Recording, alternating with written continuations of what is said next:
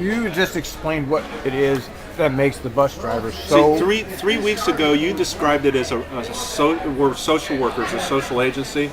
Yes, it's a social. Right. It's a social agency. Social agency, and we got a new priest at St. Thomas More, Father Rick, and Father Rick took over from Father Mike, and he says, "Well, Steve, I haven't been seeing you on Saturdays and Sundays. What's the deal?" I said, "Well, I've been working 3-day, the Friday, Saturday, Sunday, so I can't come to church." And he wasn't ragging on me for not coming. He just was wondering why I haven't seen you. And I said, but it's funny, when I miss church, I'm usually driving a TriMet bus, and one of the things that I told Father Rick, and it's true, and I believe this bottom of my heart, it's a rolling ministry, Al. I provide an ear, and I provide compassion to those who are less fortunate than you and I. I mean, and to me, it makes me feel good. And that is the real message of going to church, is helping other people and having feelings and compassion. And it's no matter how rude or how dirty or how hungry or smelly or whatever they may look, I always have to remind myself when I let those people board the bus, you know what?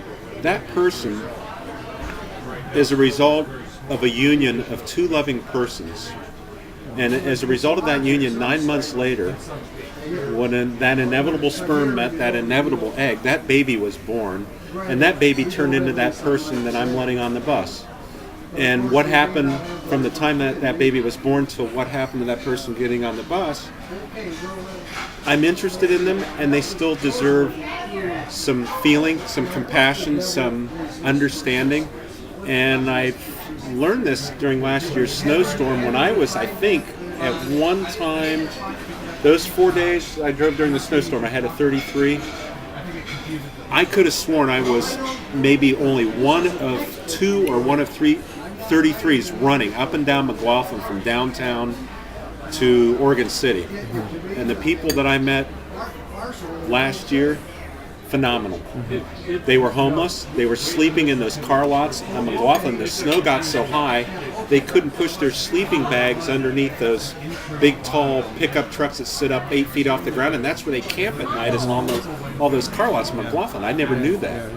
But during the snowstorm, they all came out because they were all seeking shelter from the storm, as Bobby Dylan would say. And it was at that night I said, you know what? This is not only a bus driving job, this is a ministry job. I'm tending to your sick, your feeble, your poor. You figured it out.